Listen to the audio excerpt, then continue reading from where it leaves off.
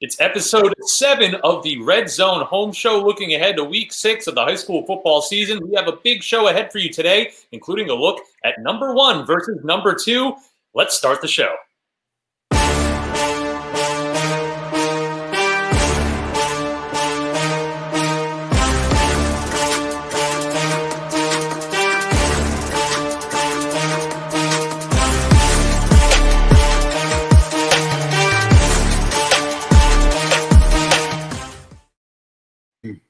And welcome into another episode of the Red Zone Home Show. Thank you for watching us live. I'm your host, Ryan Ross, and as always, at the top of our show, I'm joined by Steve Falk from the Asbury Park Press and Darren Cooper from NorthJersey.com as we get ready to go around the state, wrap up last week, and take a look to next week as we turn over to the November portion of the schedule. Hard to believe how quick everything's going so far this season. Steve, let's begin with you. A familiar play for Mater Dei to get the big win over Rumson Fairhaven.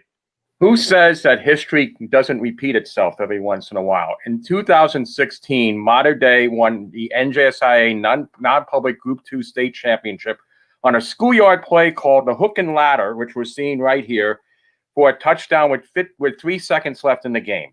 Now, fast forward to Saturday afternoon at Mater Dei. They're playing Rumson. They're down 19-18 with like 30-plus seconds to go. It's 3rd and 12.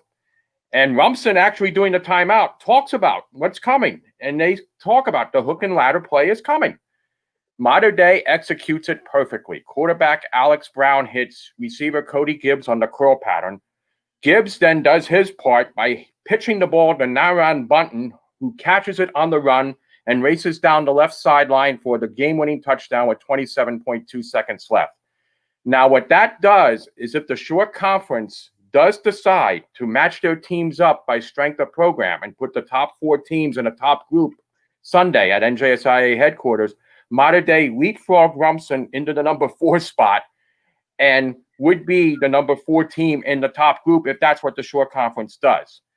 Now, Friday night, there was a significant development at Wall, which is ranked number 3 in our poll this week, as senior running back, defensive back Casey Larkin suffered a sprained shoulder on the second play of the game.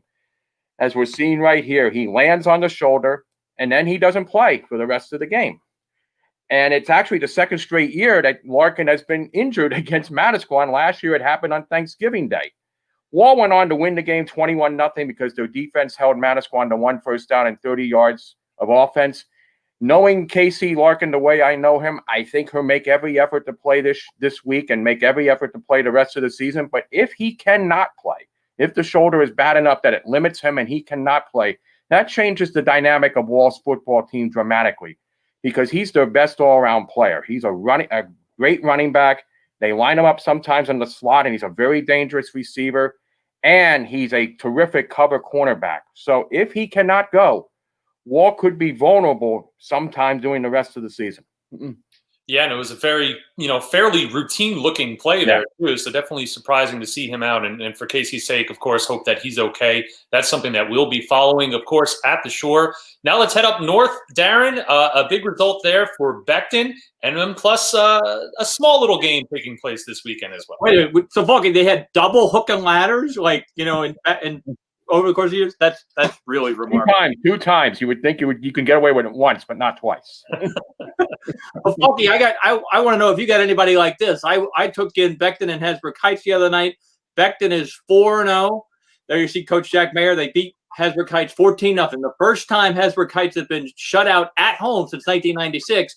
And Falky, Becton is 4-0. They have not given up a point all year. You got anybody down the Shore who can say that yet? I mean, Wall has 3 straight shutouts, but they gave up 13 points in the first game. So we have nobody that can say we've that. actually looked it up. Up by us, it's like the 1938 Lodi team is the last North Jersey team to go all year unbeaten and unscored upon.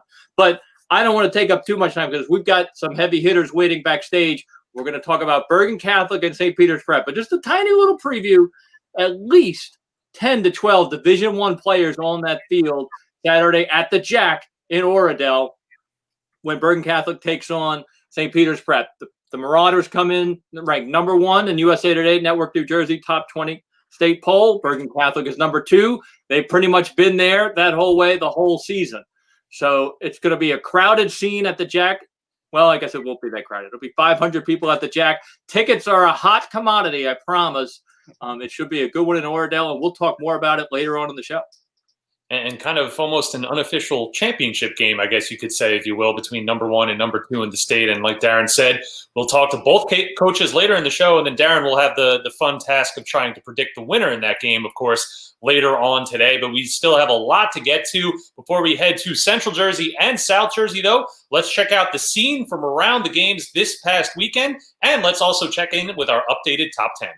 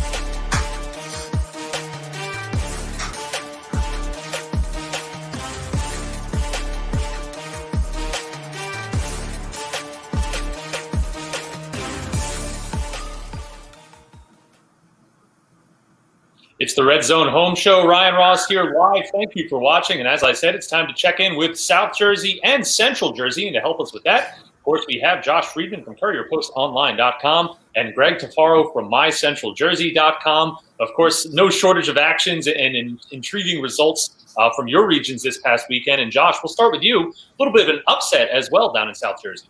Yeah, our number 1 team all season, Williamstown, fell 17-16 to St. Augustine. Great game. Lived up to its hype. 2 great defenses. Went down to St. Augustine, kicked a 24-yard field goal to force overtime in the last 30 seconds. They come down and score a touchdown on their first drive, kick the extra point, and then Williamstown comes down and scores a touchdown to make it 17-16. And they go for 2. They try and win it at the end, and Asher Jenkins, a sophomore, filling in for standout defensive end Dennis Jaquez, stuffs the play in the backfield to secure the 17-16 win. Williamstown took a gamble, and they lost, and they are on the outside looking in when it comes to a top 4 pod, coming up in the next week or so. But there are some big games this week that could change their fortunes, starting off with you saw in the state rankings there just a few seconds ago, number 8 Cherokee at number 4 Lenape in the state. 2 great teams. It's going to come down to 2 very different styles, or 2 very different strengths. Cherokee's got the advantage up front. Their offensive line is one of the best, led by Josh Toner and Matt Ellis. And defensive line as well, Toner, Ellis, Tom Nigro, and Joe Gasperone are going to make life very difficult for Lenape running backs, which is Lenape is going to have to rely on their superior skill position players. Xavier Coleman, Boston College commit, Tyler Davis, Kobe Ray Reed. They're going to have to make some plays in the passing game to beat this Cherokee team, which might be without Ty Bartram, one of their best players in the secondary. That's one to keep an eye on. But that's a Thursday game. And then Friday, we got the other big one. Number three in South Jersey, Holy Spirit hosts number 5, St. Augustine again. I've talked about him, I think, 3 or 4 times on the show already. When it comes to Holy Spirit, Patrick Smith has 66% of the team's total yards from scrimmage this year, 11 touchdowns. St. Augustine has to stop him to have any chance to win this game. St. Augustine has a big size advantage, which will be a factor, but they're going to be missing, again, left tackle Jake Ketchick, Vanderbilt commit. He was injured a couple games ago. He didn't play last week, their offensive lineman, and Jaquez's injury against Williamstown's one to keep an eye on as well. Those are 2 big injuries that could open up some holes for Patrick Smith. Definitely a big one to keep an eye on down in Atlantic County. And for you, Greg, too, some big results coming out of Big Central. Yeah, the Week 5 game of the week in the Big Central Football Conference certainly lived up to its billing. Old Bridge rebounded from a loss to state-ranked Wayne Hills with a 22-18 comeback victory over previously unbeaten South Brunswick. Old Bridge running back Lawrence Hunter carried 26 times for 146 yards and 3 touchdowns. But the key to the victory was Old Bridge's ability to keep the ball out of the hands of South Brunswick's high-powered offense. Old Bridge used 2 sustained drives of 11 plays and 13 plays to build a 15-0 lead. South Brunswick stormed back, though, scoring 18 straight points, including a 34-yard field goal from Jay Patel, who is among the nation's leading kickers. and that gave his team a short-lived 18-15 lead in the third quarter. The win enabled Old Bridge to take sole possession of first place in the Big Central Conference 5C division. And Ryan, for the fourth straight week, an unranked Big Central Conference football team upset a state-ranked opponent from the league. Previously undefeated Watchung Hills was the latest casualty, dropping a 34-27 decision to Rahway. Rahway's Rashawn Bradford, one of the league's top playmakers, found the end zone a career-high 4 times, giving him 10 touchdowns on the year. Bradford, who has amassed more than 1,000 all-purpose yards, leads Rahway into a Week 6 showdown with border rival Linden. Despite being one of the smallest Group 3 schools, Rahway's schedule has included 3 Group 5 opponents and now Group 4 Linden. Rahway's only loss this year is to undefeated and state-ranked Somerville. Linden, which lost its last 2 games by a total of 9 points, has a lot of athletes on the field, and they're going to be a stern challenge for Rahway. Some big games we are looking forward to in Central Jersey and South Jersey. Thanks to Josh and Greg. We'll have predictions from them later on in the show, and we're going to take a look at that number 1 versus number 2 matchup as well. But before we get to that, it's time for our 100-yard segment, and for that, we head up to Wayne Hills. Hello, everybody. I'm local sports columnist Darren Cooper, and this is a 100-yard walk in Wayne Hills with quarterback Noah Abita. Noah, how are you today? I'm doing great, thank you. How are you? I'm fine. How strange has it been to play football with all these changes and everything going on all season long? We're super happy to be out here. It definitely feels very weird, though. But we're just thankful to be able to get these games in. How hard is it to prepare for a team when, you find out you're playing them 3 days before you're playing? Yeah. It did. It actually happened the day before we played Old Bridge. It was very hard. We found out that they had their game streamed on YouTube. We all spent the whole time. Did it? That's how you scouted? We spent the whole night watching their YouTube film. How'd you become a football player? Actually, because of my brother. So my brother one day at family dinner just said, I want to play football. And I always like to copy my brother. So I just jumped out and said, I'm playing too. All right, give your brother a shout out. Come on, people should know who he is. Shout out Adam Abita. That's my brother. So where's he now? What's he playing? He plays football at the University of Albany. What's your favorite part about playing quarterback? Is that I just get to be a leader and I just get to go out there and make plays for my team. You take the leadership role seriously. I do, 100%. I always try to be the best player and person that I can on and off the field. That'll wrap things up here at Wayne Hills. I'm Darren Cooper. This is Noah Abita. Back to you, Ryan. All right, thanks to Darren and Noah for that. Of course, for the full video, head over to northjersey.com. Now in the show, it's time for a fun segment as we welcome in the head coaches of the 2 top-ranked teams in the state of New Jersey, and they just happen to be playing each other this week. From Bergen Catholic, we have Vito Campanelli, and from St. Peter's, Coach Rich Hansen. Guys, thanks for joining us. We are so looking forward to this big game.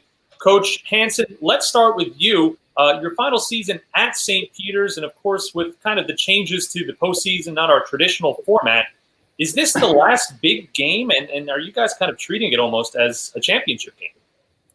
Oh, listen, we're excited to be playing football. The fact that it's Bergen Catholic, we're both, having pretty good seasons, and they're always exciting. So we like to think that every game is a big game, and after this one gets finished, next week will be even bigger. So the biggest thing is you hope you get to play them, right? So you prepare all week, and we've seen schools shut down at the last minute, and hopefully we can all stay healthy and have some fun with this one. Coach, it's such a quarterback game, obviously, and you were lucky, Coach Hansen, to have one of the best around in Taj. He was a little banged up against Paramus Catholic. He didn't play in the first half, I think, 2 weeks ago. I just want to ask how he's feeling, how he's looking, and just how proud you are of his development, what you've had in him for the last 2 years. Oh, Taj is amazing. He's an amazing kid, tremendously talented player. And not only is he a great athlete, but he's an accomplished quarterback. He plays within our schemes, loves being, he's a student of the game, loves the concepts, believes in what we're doing. We gave him a little breather against Paramus Catholic. He had a tweak. He's 100%. He's having a great week of practice so far. So we're excited about that, and we'll have a couple other guys back who've been out. So the bye week last week, we found out late about the fall. It kind of stunk, and the kids were down. But the plus side, as I'm sure Vito will tell you, for those guys, is you get to heal a little bit, and we were able to do that. So, Taj is ready to go, and I'm just happy he plays for us. Hey, Vito, I'm going to follow up and ask you, when you watch Peters on film and you see Taj, and just how do you try to game plan for all the things he can do?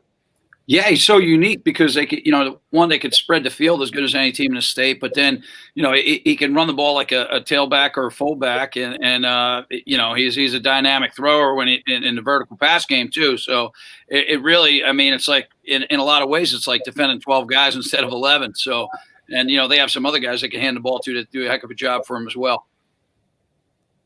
And Coach, too, we've touched on it, of course, this entire season, but just with the crazy schedules and games kind of moved around at the last minute. You guys were actually off last week. How did you use that time? How did the players respond? And is it a debate of rest versus rust as you head into this matchup? Yeah, I really didn't feel. I thought a lot like Rich just said. I think that there's a lot of good things that come out of the week of rest. This league is just so physical on a week in, week out basis. So, and I got to say, like, hats off to the schedule makers to have this game as the last regular season game. I think is a tremendous opportunity for both of our programs, and something we're definitely looking forward to. Hey, Vito, I want to know if you had any chance maybe on Saturday. Did you watch that team at Piscataway? You know anybody who coaches at RU? Anybody like that? Actually, I caught the end of it. My son had a big game too, so I was over at that, and then I did catch the middle of the third quarter on, so I did get to catch some of it. Yeah. You don't have to tell us the insight, but what's your brother saying? How do they feel at Rutgers right now? Well, I think they're a lot like we are at Bergen Catholic and St. Peter's. They feel blessed to be able to play football and fortunate to get at it every week.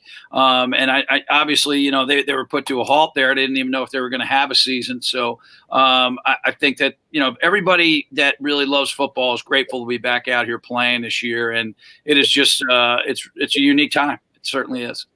And Rich, my friend, you've got the big game Saturday, but then, as president of the Super Football Conference, I think you've got a big meeting Saturday and Sunday about the +2s.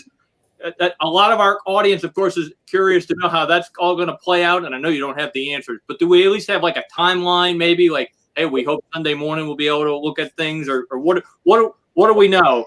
Yeah, it's been interesting. If it only came down to one meeting, I'd be very happy. But yes. We've been in conference. All of our leagues, the league presidents have been meeting once a week for the last 7 weeks or 6 weeks. So we have a pretty good idea where we're going. We're trying to help one another out.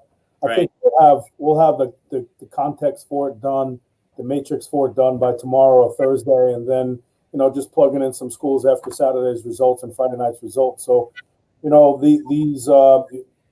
is out, Paramus Catholic's out, things that we didn't know were going to happen. Seton Hall's out for 1 week. So we're kind of trying to adjust as we go, and it's been challenging for sure. But I think like we've said, playing games is the most important part of this, and if we can get a 1, 2, 3, 4 kind of setup going, I think that just stimulates some interest and provides an exciting environment for the kids. And that's what's great about Saturday. There's nothing for me. I told my team yesterday, there's almost nothing I like better than getting on a bus and driving to Oradell, except going to MetLife. It's a great environment. Love playing up there. It's just a lot of fun. We always have good games, and we're excited to be on the new turf, and just the environment. Whether there's 500 people or 5,000 like normal, really doesn't matter, man. The ball's kicked off, and the intensity level is sky high, and I know Bergen's excited. We're excited. So let's hope we get through a healthy week, a safe week, and we can get to Saturday afternoon. Absolutely, Coach. We are all looking forward to that. High school football fans around the state can't wait to see number 2 Bergen Catholic and number 1 St. Peter's. Thank you to both of you for joining us on the show, and then we'll see you on Saturday. Thanks a lot, guys. Thank you to our guests, Coach Campanelli and Coach Hansen. And we mentioned Rutgers as well in that segment. So for a check-in with the Scarlet Knights, let's hear from our beat writer, Chris Eisman, recapping this past week's game. Hey everybody, it's Chris Eisman from the USA Today Network, New Jersey, here at SHI Stadium. Just watched Rutgers lose to number 17 Indiana, 37-21. Rutgers just couldn't quite do what it did last week against Michigan State. It forced 7 turnovers. Tonight it didn't have any, and it committed 3 of its own. Listen, all week Greg Schiano has said that the Big Ten is tough. Every game is tough. You know, any team is capable of winning on any given day, and Rutgers saw that today. It'll see that to a much greater extent next week when it travels to Columbus, Ohio to face Ohio State. That's obviously going to be a very, very difficult game. You know, Rutgers has some things to clean up. There's no question about it. It has to get a little bit better. It has to get its offense going. You know, certainly next week is going to be tough, but, you know, we'll see what Greg Schiano's team can do. Keep following app.com and northjersey.com all week for coverage of this game and then previews for Rutgers' game against Ohio State. Thanks very much. Our thanks to Chris Eisman. And as he said, be sure to follow along if you're a Scarlet Knight fan to keep up with Rutgers football. As we head to the end of the show now, it's prediction time. I guess maybe since it's election day, our pick six this week will cast votes instead of make predictions. So let's get right into it. It's our Red Zone pick six segment. And we will start with Darren in North Jersey, Wayne Hills, and Ramapo.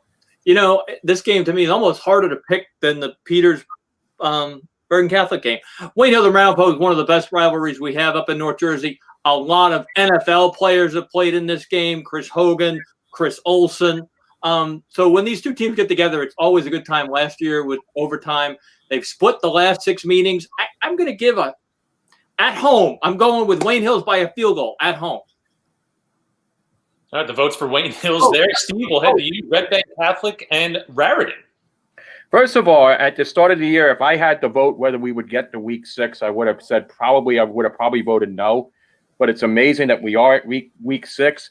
Raritan's been one of the great stories in the Shore this year. They are a very young team, very few seniors, and they are 4-1, having won their last 4 games. That coaching staff has done as good a job as any coaching staff in the Shore. Senior Luke O'Hay has had a great season for the Rockets. However, this might be a slight step up in class here. Red Bank Catholic isn't always pretty, but they find ways to get the job done. Last week, their defense, led by Jake Laurel and Alex Bauman, held Long Branch to 78 yards. The game was scoreless well into the third quarter before Red Bank Catholic, I guess, wore Long Branch down a little bit and won 14-0. I'll give my vote for the Caseys here. All right, for Central Jersey, Greg, we have a battle of the Brunswicks, North Brunswick and South Brunswick. An old school border rivalry between undefeated and state-ranked North Brunswick taking on South Brunswick. This game features 2 outstanding sophomore quarterbacks, Vince Jardulo from South Brunswick and Frankie Garbolino from North Brunswick. They've combined for more than 1,800 yards passing, have thrown a total of 22 touchdowns, and been picked off just 5 times. North Brunswick head coach Mike Sipot, in his 3rd year, owns a 14-0 record in the month of October. So forget Reggie Jackson. Mr. October is Mike Sipot. South Brunswick's head coach, John Vioto, was a former assistant at North Brunswick. He knows that program well. Our pick, though, is North Brunswick over South Brunswick. And, of course, another big one down in South Jersey. Josh, we mentioned it earlier in the show, Cherokee and Lenape. Yeah, Lenape number 1 in South Jersey, Cherokee number 2. It doesn't get any bigger than this. A lot of people calling this the game of the year here down here. I mentioned before, up front is where Cherokee has a huge advantage, and that's why I'm going to pick Cherokee to win this game. I just think they're a little tougher up front, a little bigger, a little stronger. I've been agonizing over this decision. I keep going back and forth, but coaches say all the time, you win in the trenches, and Cherokee's stronger in the trenches. Lenape knows that. I think it's going to be a very close game, but I'm just going with the big boys up front to pull this thing out for Cherokee. Absolutely. A big one down there in South Jersey. And Steve, at the Shore, it's an all Toms River game as Donovan Catholic takes on Toms River North. When the schedules came out in August, this was the game that immediately caught a lot of people's eyes. Donovan Catholic has been a rising program in the Shore the last 4 years, and they have done their part. They're 5-0. Toms River North struggled out of the gate, especially struggled defensively, but they have really picked it up the last 2 weeks. Senior quarterback Jake Kazanowski has been on a tear, accounting for 9 touchdowns over the last 2 weeks. However, I think Donovan Catholic's defense is going to tell the difference here. They're going to find enough ways to slow the Mariners down. Also, the Griffins have a lot of offensive weapons with running back Jadir Laughlin, who's having a big year, wide receiver Jayon Farrar, who's one of the best playmakers in the Shore. I'll cast my vote for Donovan Catholic here to improve to 6-0. All right, big game at the Shore as well. And finally, we'll wrap up with Darren. What game are we going to talk about now? Oh, number 1 versus number 2. For a second, though, today is the one day you don't win games in the trenches. You got to win the Electoral College today. Today you win the Electoral College. Yes, Bergen Catholic, St. Peter's Prep. It's been the game on the calendar up here that's been circled. They've been 1-2 in the state poll all year.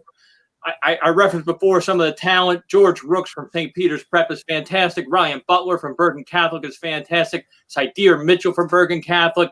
Hey, look, there's Paul Lefkowitz from St. Peter's Prep. Him and Sammy Slade, dynamic running backs. So much talent on the field. And guys, you all know that when the talents equal execution and more at our level, quarterback play, right, guys? It's quarterback play. Who can make a play in the fourth quarter? And in that case, I just give the slightest edge to St. Peter's. I think Bullock, been through the trenches before. He led him to the non-public 4 state championship last year.